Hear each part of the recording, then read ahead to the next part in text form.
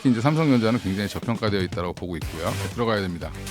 그 가격을 자꾸 보셔서 그런 건데 빠질 때마다 200만 원, 뭐 200만 원 이렇게 그냥 하락 시 매수하는 게 맞습니다. 그럼 어디까지 보고 사는 거냐? 지금 최근에 삼성전자는 60만 원대 목표가도 이제 나오기 시작을 했는데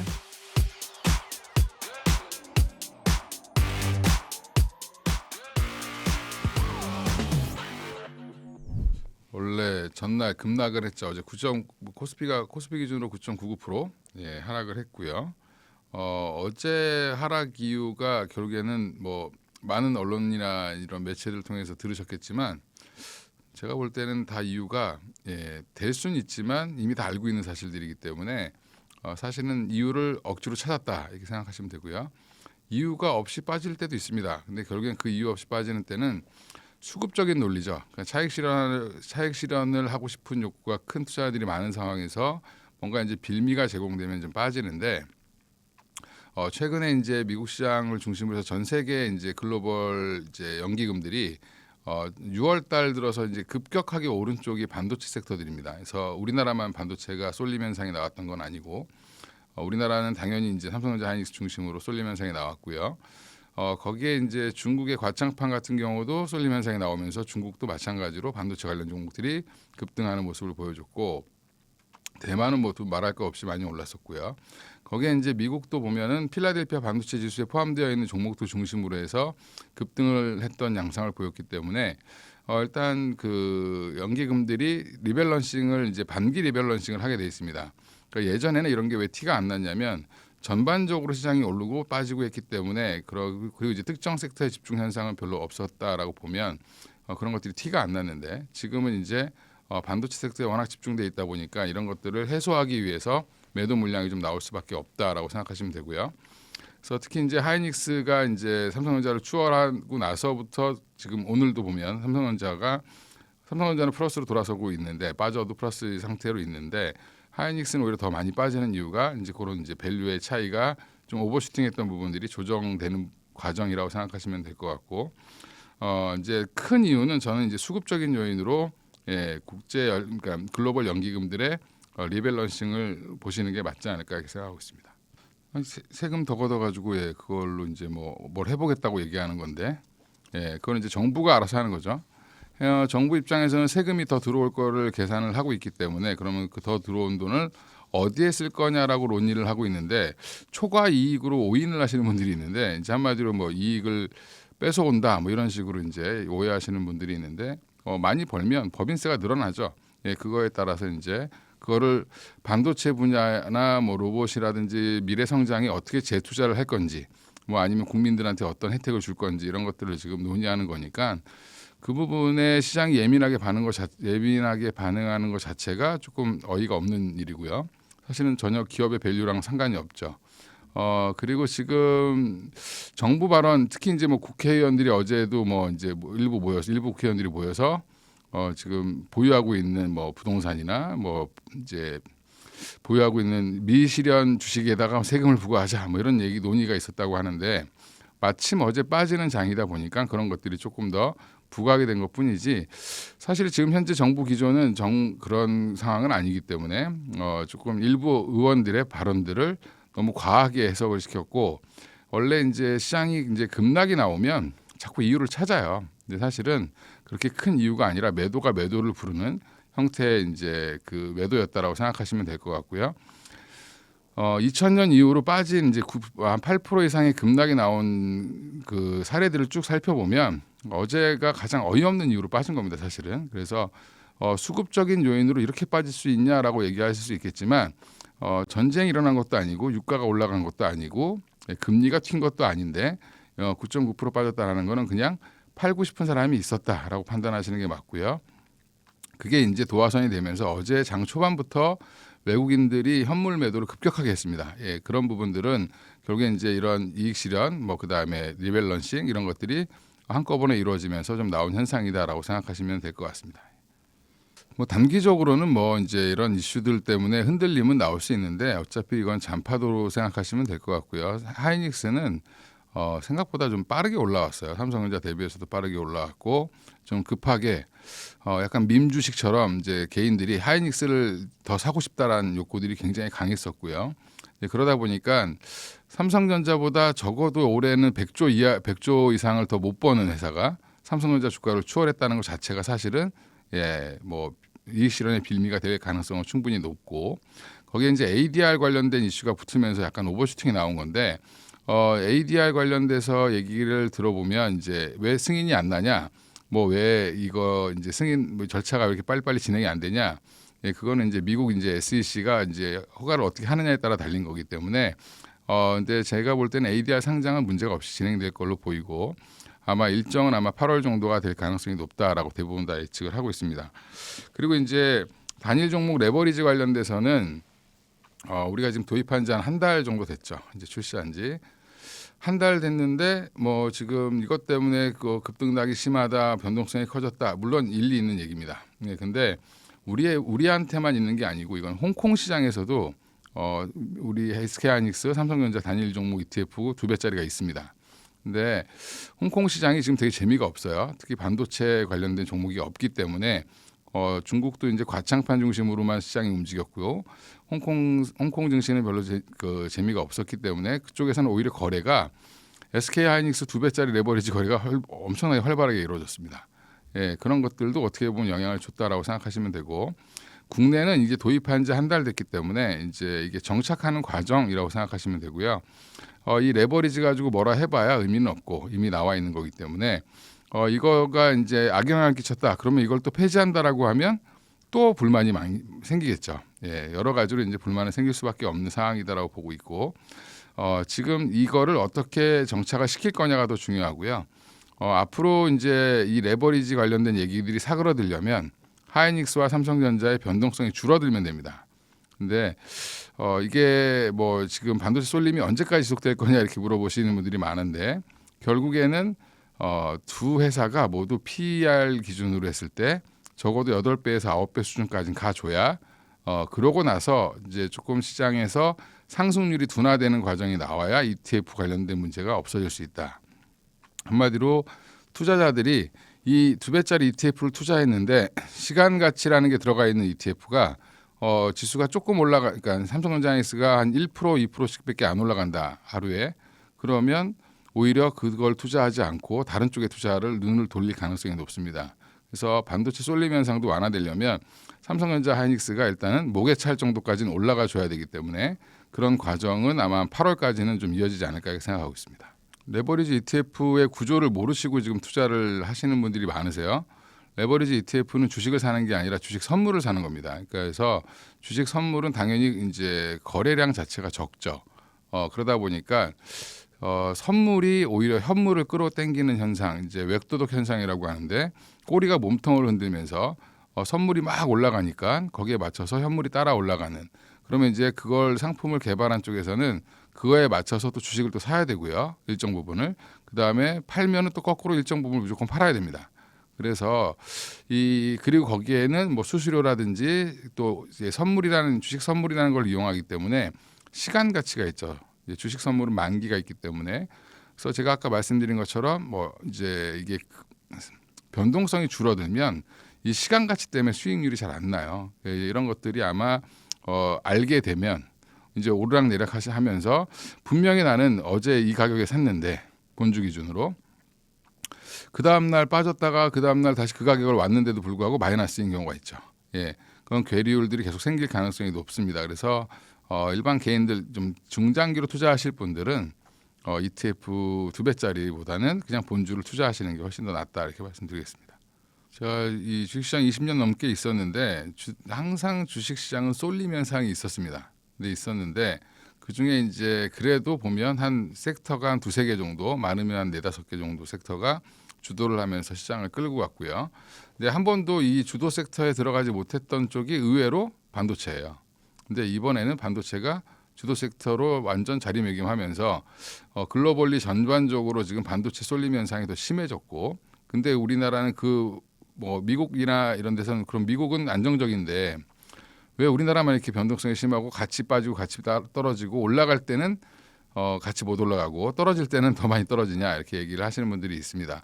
그러니까 저도 이제 그 부분은 안타깝긴 한데 일단 해외는 시장이 좀 크죠. 미국 시장 같은 경우도 크기 때문에 그리고 이제 일본도 마찬가지로 반도체가 차지하는 비중이 적고요. 미국도 적습니다. 생각보다. 그러다 보니까 이제 그쪽은 방어해 줄 수 있는 섹터들이 여러 가지가 있지만 우리나라 같은 경우는 반도체가 차지하는 비중이 50%예요. 예, 그러다 보니까 더 영향이 좀 크다라고 생각하시면 되고 또 하나가 이제 반도체 올라갈 때 못 올라가다가 떨어질 때 같이 떨어지는 이유는 뭐냐면 이것도 어떻게 보면 최근에 올해 들어서 많이 샀던 게 지수를 끌어올렸던 원동력, 우리나라의 코스피 지수를 끌어올렸던 원동력 중에 하나가 가만히 생각해 보면 반도체 쏠림은 한 6월 들어서 되게 심해졌고요. 그 전까지는 ETF 이제 그러니까 코덱스 200 ETF죠. 이제 한마디로 코스피 200을 추종하는 ETF들을 많이 사셨어요. 거기 레버리지도 많이 사셨고 지금 그러면 이제 장이 빠질 때 그 ETF를 투자했던 약간 좀 그 성향 자체가 보수적인 분들이 이제 ETF를 많이 하시는데 그 ETF의 매도가 어제 한꺼번에 나오면서 같이 빠졌다 이렇게 생각하시면 되고 그럼 ETF를 팔면 코스피 200 내에 있는 구성된 종목들을 다 팔아야 됩니다. 예, 근데 하락의 원인은 반도체였는지 모르겠지만 결국에는 빠질 때는 다 같이 빠지는 그런 현상들이 이제 나올 수밖에 없는 상황이고 그쪽이 또 이제 수급이 약하다 보니까 더 많이 빠지는 거죠. 그리고 일부 세력들은 그걸 팔고라도 다시 반도체로 가야 되는 거 아니야라는 이제 그런 얘기들을 많이 하시는 이유가 우리가 이번에 이제 3월 달에 전쟁 기간에 이제 빠지면서 3월 31일부터 반등이 나올 때도 반도체가 가장 세게 많이 올라왔고요. 5월달 변동성이 있을 때도 지나고 보니까 결국에는 제자리로 빨리 올라오고 오히려 이상으로 올라가는 거는 반도체더라. 6월달에도 우리 6월 초에도 한번 변동성이 컸죠. 예, 그때도 마찬가지였습니다. 그러니까 이제 학습 효과가 더 강화되면서 지금이라도 반도체를 차라리 같이 빠지면 이걸 팔아서 반도체를 가는 게 맞지 않아라는 게 지금 팽배해 있는 지금 심리죠. 그게 쏠림을 더 가속화시키고 그다음에 지금 뭐 현대차라든지 뭐 네이버라든지 뭐 기타 이제 조선주라든지 이런 뭐 원전 관련 종목들도 마찬가지고 한동안 좋았던 조방원 이런 쪽들도 결국엔 자꾸 매도가 자꾸 나오면서 주가가 지금 탄력을 잃어가고 있는 모습을 좀 보여주고 있는데 이것도 아까 말씀드린 것처럼 반도체가 어느 정도 목에 차야 그 다음에 순서로 넘어갈 가능성이 있다라고 보고 있습니다.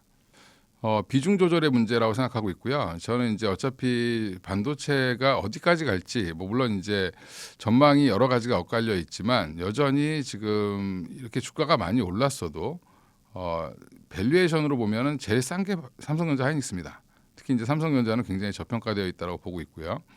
그러면 이제 내가 현대차 뭐 나머지 종목들이 비중이 너무 많고 삼성전자 하이닉스가 없다라고 하면 그러면 지금이라도 저는 가야 된다라고 보는데 그걸 다 팔고 가는 게 아니라 적어도 반도체는 지금 늦게 들어가시는 분들은 30% 이상은 채워놓으셔야 될 것 같고 내가 한 20-30%밖에 없다라고 하면 50% 이상은 채워놓으시는 게 맞다.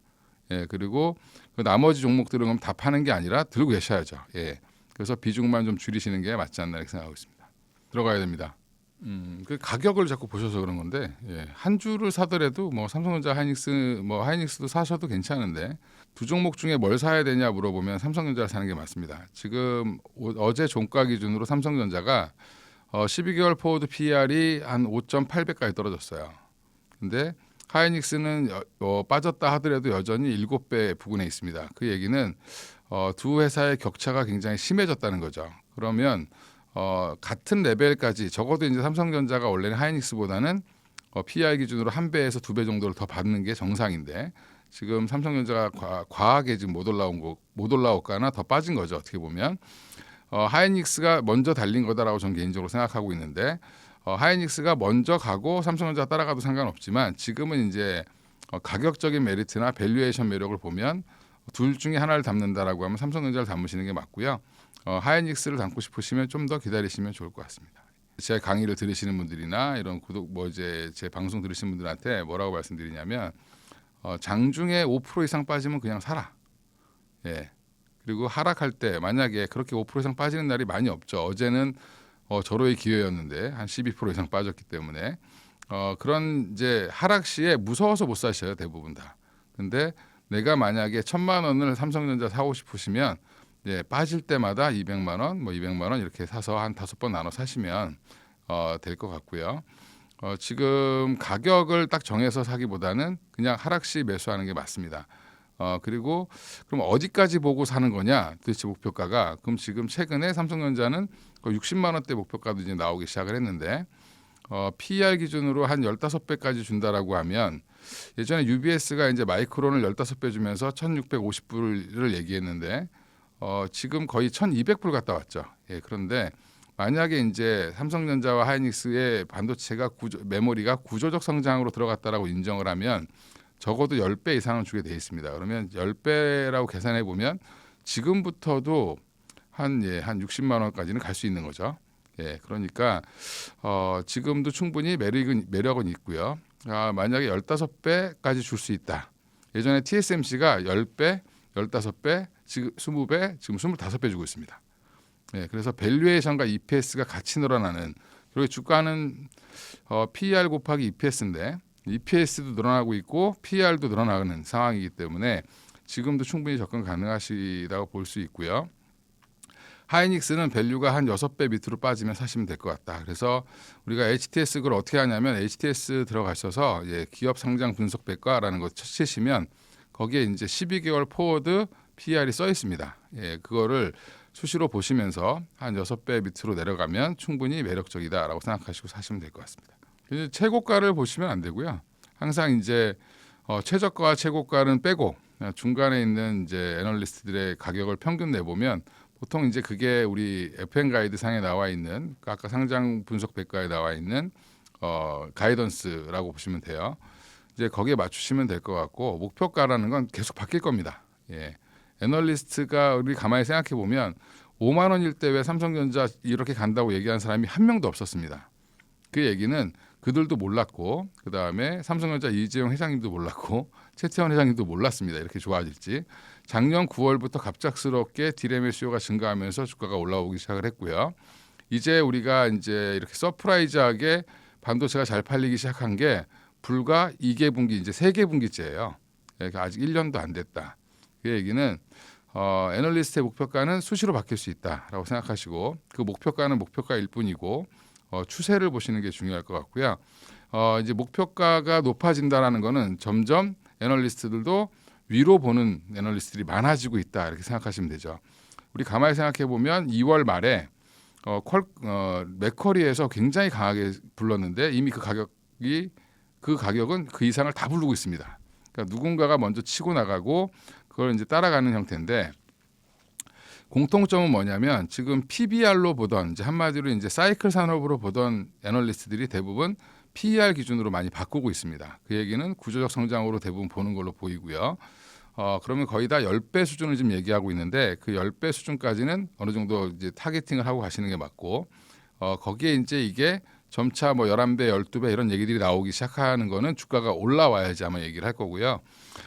이번에 2분기 실적에 대한 2분기 실적을 보고 또 뭐 이제 마이크론의 실적 발표, 삼성전자의 실적 발표 이런 것들을 확인해 가면서 또 이제 수출입 데이터 이런 것들을 확인하면서 추정치를 계속 높이면 목표가는 더 우상향할 가능성이 있고요.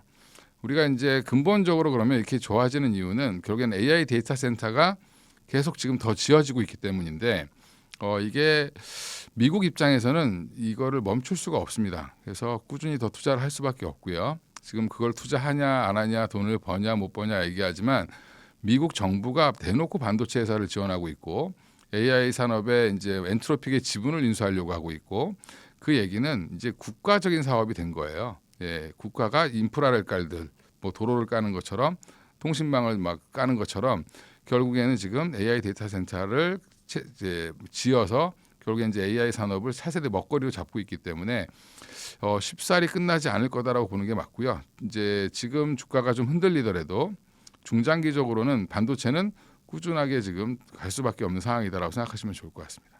그러니까 3, 4, 5월 달에 이제 실적을 집계해서 이번에 발표를 하는 건데 EPS 기준으로 보면 이제 미국은 EPS를 발표를 하죠. 예, 영업이익 얼마 이런 것보다는 주당 순이익이 얼마 이렇게 직관적으로 이제 발표를 하는데 분기 EPS가 아마 예상은 19.5불 뭐 정도로 되어 있습니다. 근데 시장에서는 한 21불 이상 나와야 되지 않나 이렇게 보고 있는 것 같아요.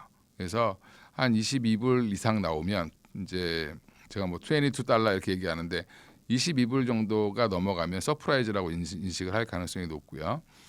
그리고 이제 미국, 우리나라도 그렇지만 점점 그렇게 되고 있지만 미국은 더 중요한 게 가이던스입니다.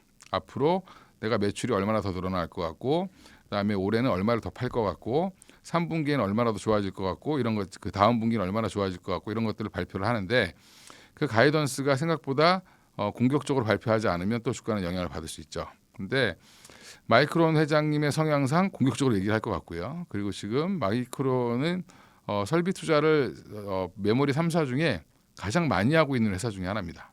그래서 향후 가이던스가 굳이 나쁘게 나올 이유는 없다라고 보고 있고요. 아마 이제 마이크론이 서프라이즈가 나오면 거기에 맞춰서 또 삼성전자랑 하이닉스의 실적 추정치를 다시 계산을 할 겁니다. 예, 그래서 다시 계산하면서 또 가격을 올릴 수도 있다. 예, 그러면 오히려 긍정적이겠죠.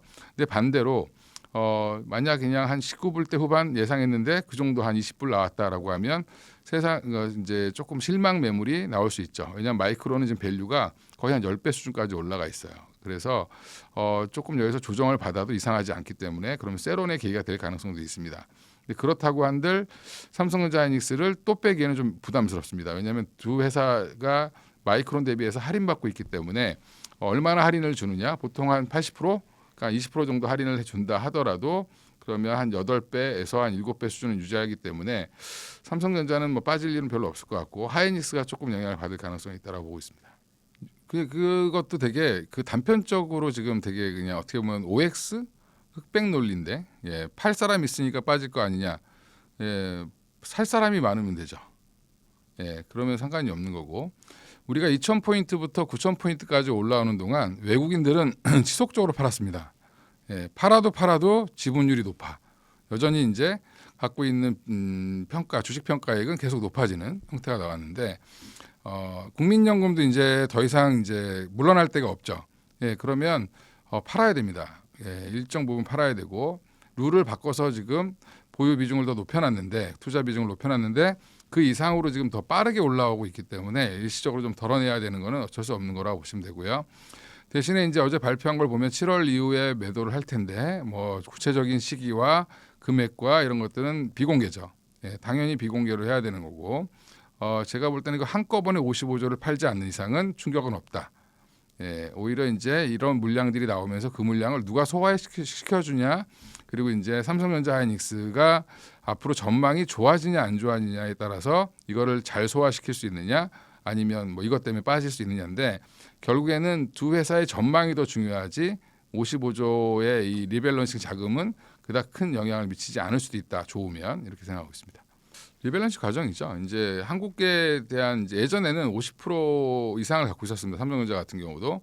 근데 지분율은 점점 줄어들고 그 지분을 누가 가져갔냐면 다 개인분들이 가져가셨어요. 예. 그래서 개인들이 삼성전자의 지분율을 더 많이 차지하고 있는데, 근데 평가 금액으로 보면 외국인들이 처음 투자했을 때 그 평가 처음 이제 그 금액 대비해서 상승, 이제 시가총액 대비해서 차지하는 비중은 더 높아졌습니다. 그 얘기는 그만큼을 못 팔았다는 거예요. 비중만큼을. 그러니까 주식수 대비해서 지금 평가 비중이 크다라는 거는 왜 못 팔았지? 이 정도예요. 사실은 그럼 더 팔았어야 되는데 더 안 팔았다라는 건 최대한 그래도 그들도 안 팔 수 있는 데까지 안 팔려고 노력한 겁니다. 그러니까 우리가 이제 외국인들이 칼같이 이제 자기 룰이 있으니까 뭐 25%가 넘어가면 안 돼, 삼성전자가. 그럼 28% 되면 3% 팔아내고 덜어내고 이런 것도 계속 하죠. 예, 그래서 지금 이게 뭐 3,000포인트, 4,000포인트, 5,000포인트 올라갈 때마다 했습니다. 계속했어요, 주기적으로. 근데 그들도 마찬가지로 입장을 보면 우리 환율이 1,530원 뭐 이렇게까지 올라가 있는데 지금 팔아가지고 나가면 본인들 손해입니다. 예, 예전에 우리 환율이 1,500원 적이 별로 없었죠. 그러면 환차 손을 입고 나가는 거예요. 예, 이 정도로 어쩔 수 없이 팔면서 예전에 매니저들끼리 하는 얘기를 들었는데, 외국계 이제 그쪽에서 하시는 분이 이렇게 얘기를 했다고 해요. 팔기 싫은데 어쩔 수 없이 팔고 나가면서 눈물이 난다. 그 룰을 바꾸면 좋은데 룰을 빨리 바꿀 수가 없죠. 우리나라도 바꾸는데 오래 걸리는데, 특히 이제 유럽 계좌금이라든지 이런 쪽은 바꾸는데 절차가 너무 힘들어요. 그래서 한국 비중이 3%인데 이게 뭐 4%, 5% 계속 올라가니까 그 이상을 계속 덜어내야 되는 상황들이 계속 나왔다고 생각하시면 되고, 어제 특히 이제 그 하회를 그러니까 급락을 추리하게 만든 거는 이제 글로벌 이제 연기금들의 리밸런싱은 우리나라 국민연금과 다르게 우리나라 비중이 그닥 크지 않기 때문에 그냥 한 번에 던져버립니다. 그러니까 우리나라 비중이 크니까 조금씩 던지죠. 예, 그래서 나눠서 팔 텐데 이쪽은 어차피 전 세계에서 우리나라가 차지하는 비중이 뭐 3%, 많으면 뭐 4%, 5% 이런데 거기에서 한 1% 이상 이렇게 그러니까 1%, 2%더 올라가 있는 거를 그냥 한 번에 던진다라고 생각하시면 됩니다. 그래서 그런 자금들이 이제 한 번은 아니겠지만 몇 차례 나눠서 던지는데 여러 기관에서 던지니까 이게 한꺼번에 몰리면서 조금 더 이게 그걸 추려했고 이걸 아는 쪽은 그러면 같이 던지겠죠. 예, 얘네들이 당분간 팔 것 같아. 그러면 같이 던지면서 또 하락을 또 가속화시키는. 그리고 최근에 이제 펀드들 보면은 이제 추세 추종 펀드라고 해서 추세가 무너지면 계속 팔게 되어 있는 펀드들이 있어요.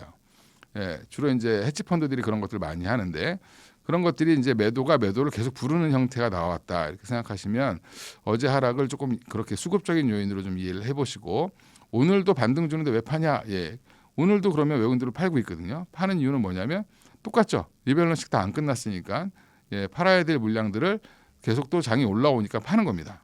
그러니까 올라오는 데다가 거기다 이제 파는데 우리나라 개인분들은 팔 때 아래로 안 팔고요. 위에 걸어놓고 파세요. 근데 개인들이 팔면 안 빠지는 이유는 걸어놓고 팔기 때문에 그렇습니다.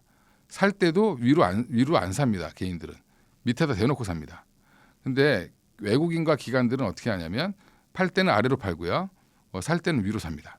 그래서 외국인이 사면 주가가 확 올라가는 이유 중에 하나가 거기에 있고 외국인이 팔면 주가가 확 빠지는 이유가 거기에 있습니다. 그래서 그냥 한마디로 시장가 매도를 한다고 생각하시면 돼요. 외국인들 물량이 많으니까 그냥 한 번에 밀어버린다. 이렇게 생각하시면 그러다 보니까 하락을 조금 더 외국인이 많이 팔면 부추기는 거고 거기에 이제 개인들이 그거를 적극적으로 받아주면서 위로 사면 주가가 잘 받쳐지는 거고 저 밑에 계속 대놓고 있으면 개인들이 사봐야 주가는 계속 빠지는 거죠.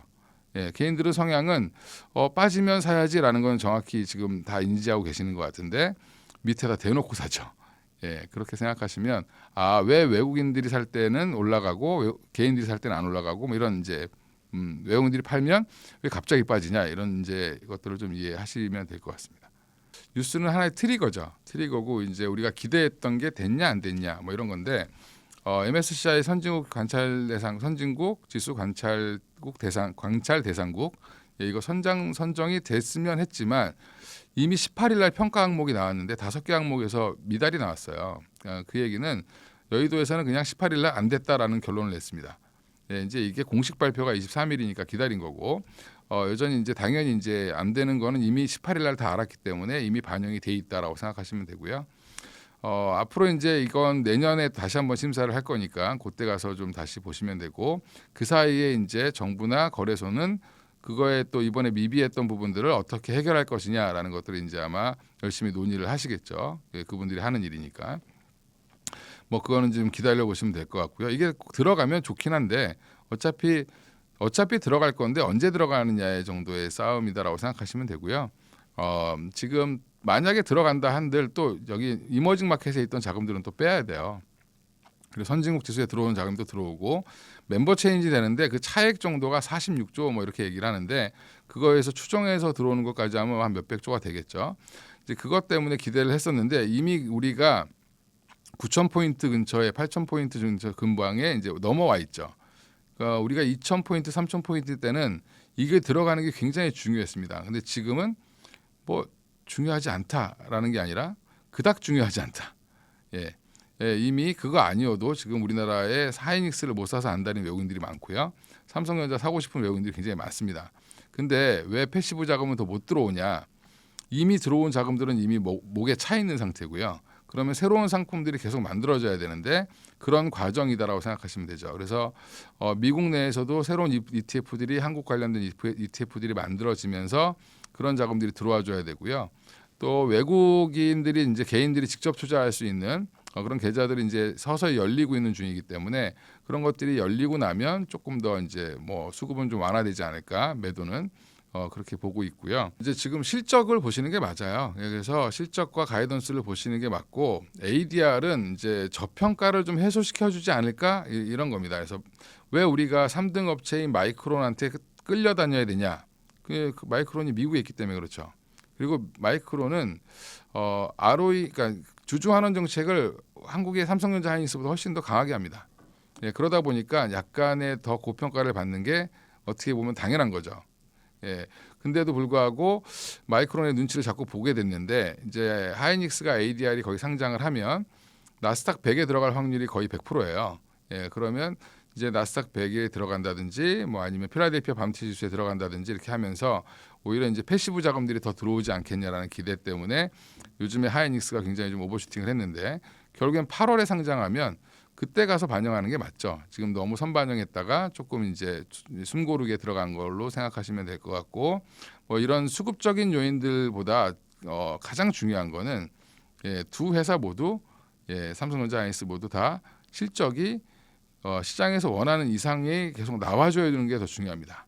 그래서 가이던스는 이미 목표가는 올라갔는데 그 가이던스 대비해서 주가 실적이 떨어진다라든지 이런 것들이 문제지 사실은 수급적인 요인은 부수적인 거다 이렇게 생각하시면 좋을 것 같습니다. 버블의 시작은 버블은 지나봐야 아는 거예요. 사실은 아는 거고 이걸 지금 어디랑 지금 애널리스트의 보고서들 요즘 보시면 이들이 힘든 이유가 뭐냐면 애널리스트는 객관적인 근거를 가지고 결국엔 뭔가 시장을 예측해야 됩니다. 근데 근거라는 건 다 어디에 있죠?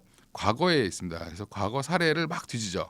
우리 코로나 때 코로나 터지니까 뭘 뒤졌냐면 1917년에 있었던 스페인 독감을 뒤졌어요. 예, 그 정도로 뭔가 비슷한 사례들을 찾는데 이렇게 주가가 단기간 내에 급등한 사례는 닷컴 버블밖에 없었습니다. 예, 그래서 거기를 자꾸 찾는 거고 그때도 이제 미국 내에서 시스코가 시총 1위로 올라가면서 그때가 버블의 시작이었다라고 얘기를 하는 건데 그때와 지금은 좀 상황이 다른 게 그때 시스코는 뭐 PER이 계산이 안 될 정도로 쌌었고요. 비쌌고요. PER이.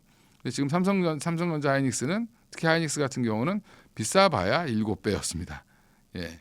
뭐 그러니까 이거를 뭐 단순 비교하기도 좀 그렇고 업종도 같죠. 1위랑 2위가 업종이 같기 때문에 이거는 조금 그냥 이것 때문에 그러면 우연히 하이닉스가 시가총액 1위 한 다음 날 폭락이 나왔기 때문에 이분이 되게 성견지명이 맞았다 이렇게 생각할 수 있는데 과열은 맞죠. 단기 과열은 맞지만 이게 버블의 시작이다라고 보기는 좀 어렵고요. 버블은 아직 시작도 안 했다.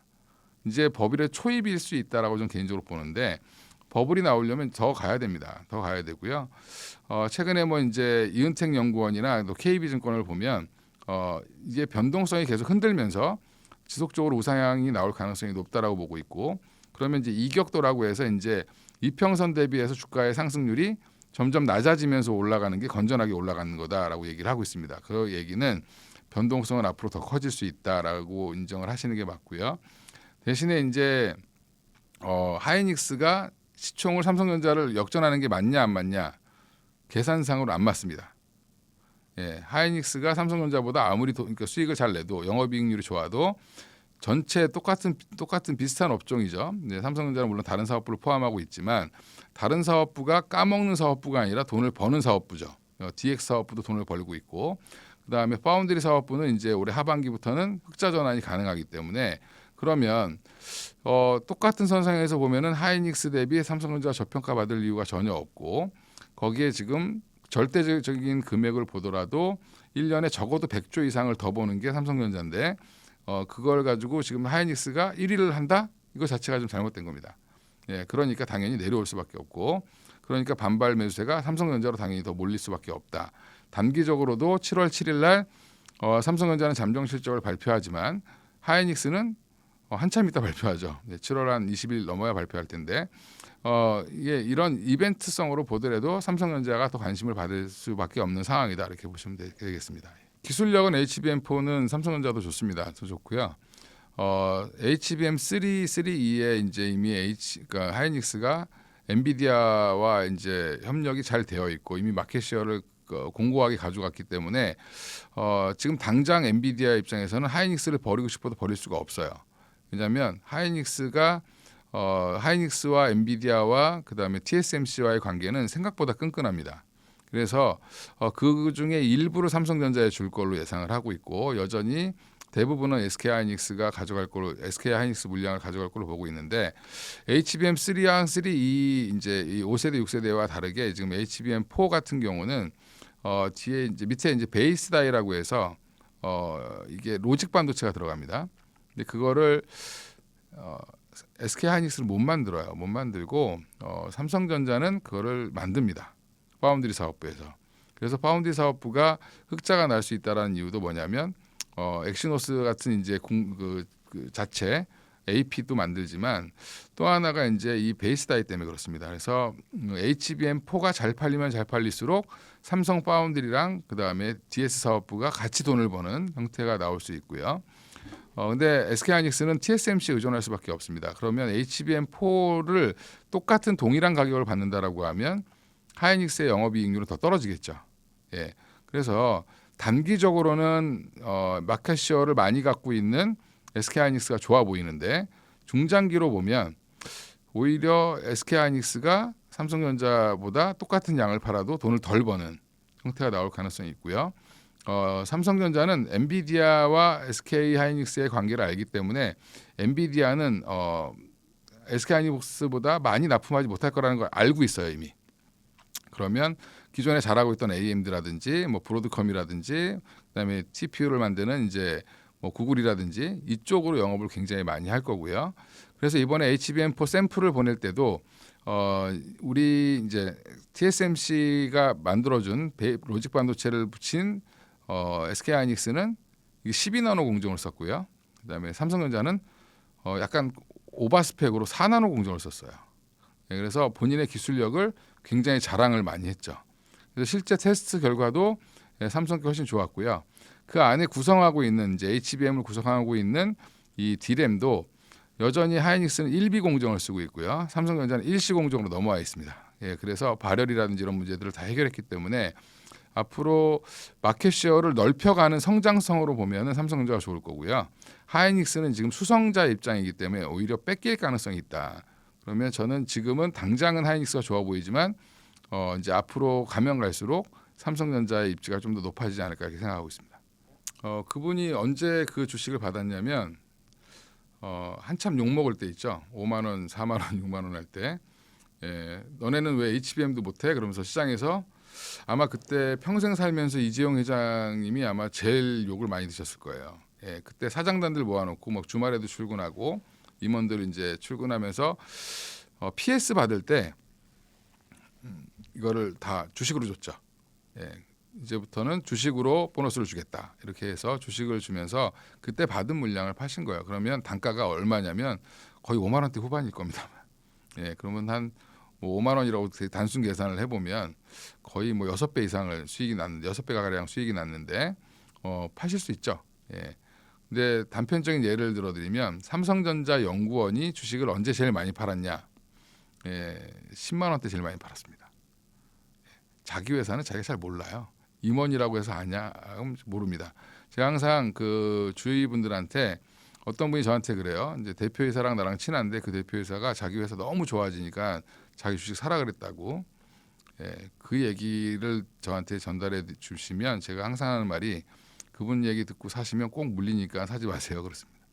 예, 그분은 자기 회사를 너무 좋게 보죠. 특히 경영자 오너들은.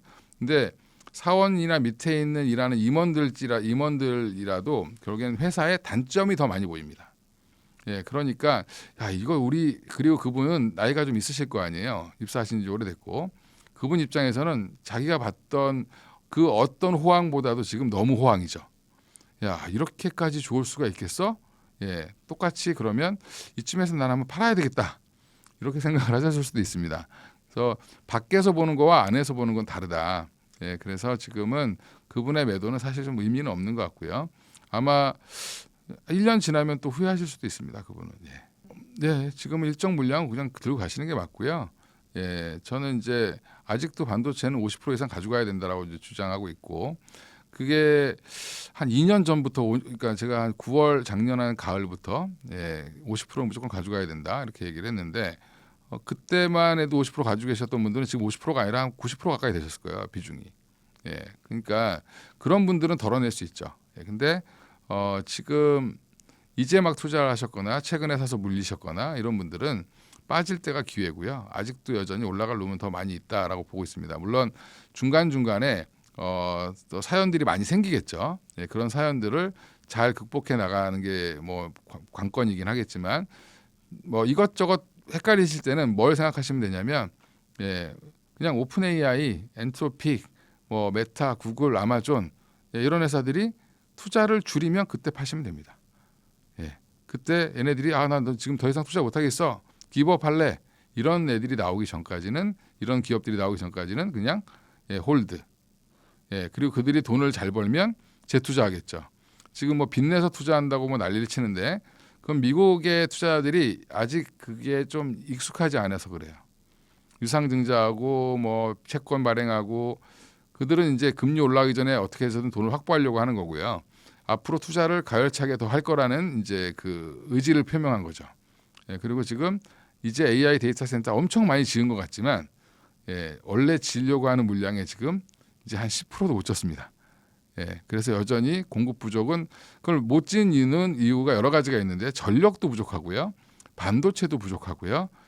지금 증설을 막 하고 싶어서 계획을 세워도 장비도 부족합니다. 이게 지금 계속 이런 상황들은 당분간 더 유지될 수 있으니까 삼성전자 갖고 계신 분들, 뭐 이제 투자하신 분들, 뭐 하이닉스도 마찬가지고, 하이닉스 제가 좀 오늘 뭐 굉장히 좀 안 좋게 얘기한 것 같지만 하이닉스도 궁극적으로 같이 갈 겁니다. 계속. 그러면 두 회사를 투자하신 분들은 그냥 들고 홀드하고 언제 팔 거냐? 결국에는 그들이 그 빅텍들이 투자를 멈출 때 그때 파시면 되지 않을까? 그러면 장기적으로는 삼성전자 하이닉스도 저는 개인적으로 15배, 20배 이렇게 PER을 줄 수 있지 않을까 생각하고 있습니다. 그렇죠. 뭐 B2는 웬만하면 하지 말아라 이렇게 말씀을 드리는데 저는 증권회사 다닐 때도 신용계좌 이런 건 별로 안 좋아했었고 하지 말라고 그랬는데 뭐 개인의 선택이죠. 선택인데 B2를 어떻게 하느냐가 중요하죠. 내가 신용대출을 받아가지고 막 한다든지 뭐 아니면 신용을 이제 증권사에서 빌려서 돈을 빌려서 한다든지 여러 방법이 있으실 텐데 굳이 꼭 이걸 나쁘다고 할 수는 없습니다. 왜냐하면 우리가 집을 살 때 자기 돈 주고 다 사시는 분 없죠. 다 빚내서 사시잖아요, 그렇죠? 근데 빚내서 샀는데 내가 10억짜리 아파트를 뭐 6억 대출 받아서 샀는데 나중에 보니까 16억이 됐어. 그러면 난 6억의 빚이 있어도 내가 돈을 많이 번 거죠. 그런 것처럼 사실은 뭐 주식도 B2 할 수 있습니다. 근데 내가 감당할 수 있는 정도의 빚을 내시는 게 맞죠. 그리고 될 수 있으면 초보자분들은 B2를 하시면 안 됩니다. 왜냐하면 흔들릴 때 이렇게 어제 같은 폭락장이 나올 때 이제 레버리지를 일으켜서 투자하신 분들은 손해가 거의 2배, 3배 되죠. 남들은 10% 손해 봤는데 어떤 분들은 레버리지 3배 일으켰으면 그럼 거의 마이너스 30% 났을 거 아니에요, 그죠? 그렇게 지금 이런 것들을 감당하지 못하시는 분들은 B2를 하시면 안 된다. 그래서 적어도 내가 주식 거래를 오래 하고 내가 지금 만약에 뭐 빚을 한 1억 내서 투자를 한다라고 하면 그런 거죠. 저기 1억이 어디서든지 금방 나오실 수 있는 분들이 하셔야 돼요. 내가 뭔가 보완할 수 있는 게 있어야죠. 이게 만약에 물리면 다른 데서 내가 이거를 1억을 보충할 수 있는 자금이 있어야 되고 만약에 문제가 됐을 때 그 빚을 갚을 수 있는 뭔가 자산이 있으셔야 됩니다. 그게 아니면 잘못하면 큰일 나죠. 그래서 항상 변동성이 크고 왜냐하면 부동산보다 여기가 변동성이 더 커요. 부동산은 사용 가치라도 있죠. 주식은 사용할 수 없습니다. 그러니까 웬만하면 이제 B2는 뭐 안 하시는 게 좋지만 하게 되더라도 본인이 감당할 수 있는 정도 내에서 하시는 게 맞다 이렇게 말씀드리겠습니다. 본인의 비중이 많으시면 줄여야 되는 거고 거기에 너무 매몰돼 있으시면 지금 반도체가 너무 없고 그쪽으로 너무 쏠려 있다. 내가 이제 뭐 LG전자를 100% 갖고 있다. 이런 분들은 문제가 있는 거죠. 제가 이제 네이버도 좋게 얘기하고 뭐 현대차도 좋게 얘기하고 지금 조방원도 저는 좋아진다라고 생각하고 있고 2차전지도 다시 살아날 걸로 보고 있는데 심지어 바이오도 좋아질 걸로 보고 있습니다. 근데 중요한 거는 비중을 얼마나 가져가느냐가 중요하죠. 네이버가 좋다 그랬더니 네이버를 한 50% 사버려. 그러면 고생하는 장이 됩니다.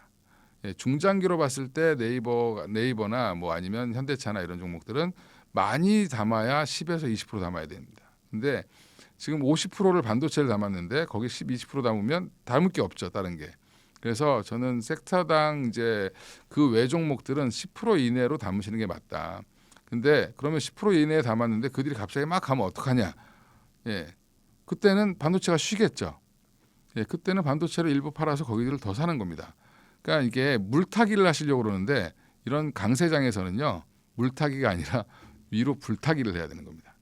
예, 그렇게 해서 비중 조절을 하시면서 가야 되는데 이게 뭐 언제 갈 거냐? 그건 이제 그 기업들이 나빠서 빠지는 게 아니죠. 지금 수급 때문에 빠지는 겁니다. 더 많은 돈이 들어와서 이것도 사고 저것도 살 수 있는 상황이 돼야 되는데 지금 돈은 많이 들어왔다라고 하는데 새로 들어온 돈들은 다 초보 투자자들이거나 부동산 자금으로 갈 게 일부 들어왔다거나 뭐 이런 분들이에요. 그런 분들은 주식을 잘 모릅니다. 그럼 주식을 뭘 살까요? 삼성전자 하이닉스 사겠죠. 예, 해외 외국인들이 처음 우리나라의 시장에 들어왔어요. 그럼 예전에 우리나라가 미국 투자 처음 할 때 사람들이 뭐 샀냐면 마이크로소프트, 구글, 아마존 들어본 거 사죠. 예, 엔비디아도 잘 몰랐어요 처음에. 그러다 나중에 엔비디아 좋다니까 또 엔비디아로 다 가고. 예, 이런 것처럼 우리나라에 처음 들어오는 외국인들 개인들도 마찬가지로 SK 하이닉스, 삼성전자 이거 뭐 들어봤겠죠.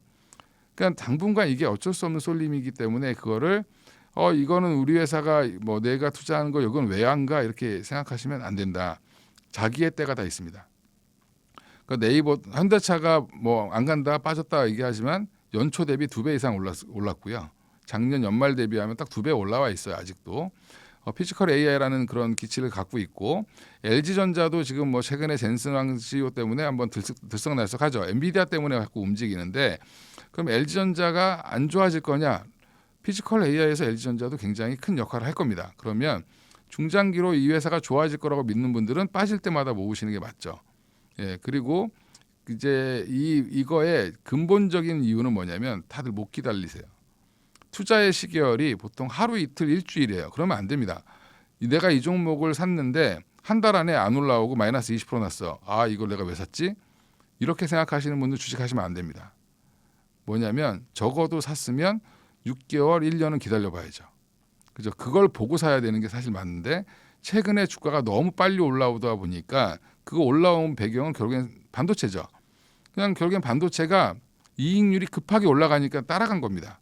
예, 이게 어쩔 수 없이 멱살 잡혀서 끌려갔다라고 생각하시면 되고 그러니까 이제 나머지 종목들이 30% 이익을 내도 눈에 안 차는 겁니다. 지금 시장에서는. 그래서 약간 어떻게 보면 더 눌려 있죠. 저평가받고 있습니다. 지금 오히려 그러면 반도체가 쉴만하면 튈 수 있는 거죠. 언제든지. 그래서 제가 반도체만 막 좋다고 얘기했지만 반도체 쏠림 현상이 강화되고 약화되고에 따라서 완화되면 그쪽으로 자금이 몰려요. 그리고 지금 기관 외국인들이 웬만하면 삼성전자 하이닉스를 외국인들은 많아서 덜어내고 있고 그 다음에 기관들은 거의 다 채웠습니다. 그리고 지금 나머지 안 산 개인들, 새로 들어온 외국인들 뭐 이런 쪽에만 사고 있는 건데 그러면 이제 그들이 이게 수익률이 둔화되기 시작하면 일정 부분 덜어내고 수익률 게임하기 위해서 그런 이제 저평가받는 뭐 네이버도 살 수 있고 현대차를 더 살 수도 있고 그 다음에 뭐 하나그룹주를 살 수도 있고 조방원을 살 수도 있습니다. 예, 그렇게 확산되는 거는 그게 조금 이제 강도가 약해질 때 나올 가능성이 있다. 근데 삼성전자 하이닉스가 부러지면 그건 더 부러집니다. 예, 그래서 지금 제일 좋은 거는 삼성전자 하이닉스가 1%, 2%뭐 이렇게 요 정도 범위 내에서 움직이고 그러면 다른 종목들이 조금 온기를 받을 수 있습니다. 왜냐하면 매니저들은 특히 이제 국내에 있는 매니저들 같은 경우는 급해요. 예, 초과 수익을 내야 본인들이 살 수 있습니다. 그러면 수익률 게임 하려고 일정 부분 삼성전자 하이닉스에다가 파킹해놓고 파킹이라는 건 뭐냐면 사놓고 일정량을 사놓고 나머지 자금을 가지고 수익을 더 내기 위해서 다른 데로 뛰어들죠. 근데 지금 한동안은 그냥 삼성전자 하이닉스 갖고 있는 게 수익률이 제일 좋으니까 그냥 그것만 갖고 있었던 거죠. 예, 그렇게 생각하시면 되고요. 이게 이제 보통 증권사의 플랍이라고 하는 쪽에서 움직일 때 이렇게 움직이는데 그쪽이 단기 자금을 많이 움직이는데 그런 자금들이 기관 이제 중소형 종목이라든지 중형주에 좀 몰려야 됩니다. 근데 그런 시기가 이제 조만간 올 거다. 예, 그러니까 너무 지금 막 이렇게 화내지 마시고 예, 진정하시고 본인들의 시간은 항상 온다 이렇게 생각하시면 될 것 같습니다.